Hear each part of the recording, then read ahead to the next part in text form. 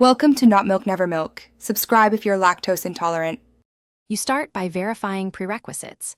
Check the device OS build and ensure no conflicting window manager is installed.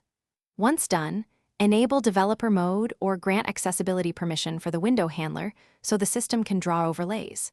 Make sure to free 100-200 MB of RAM and close background apps to avoid resource denial. Next, locate the system setting that manages floating windows and keep the settings screen open. This prepares you to apply the first actionable fix immediately. Now perform the core repair. Uninstall or clear data for the failing floating window app to remove corrupted state.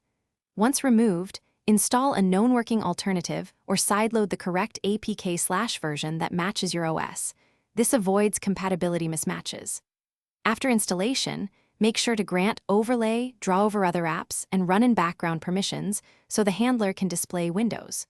Also check any per app pop-up restrictors and disable them. Doing this ensures the new handler can receive focus and finish by restarting the device so permission and package manager changes take effect across the system.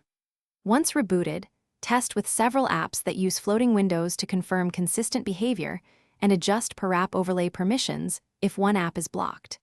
If problems persist, capture logs or error messages to identify permission denials or version incompatibilities, and then either roll back the app or OS update or try an alternate handler build. One key troubleshooting tip: always test after a clean uninstall and reboot to rule out cached state issues.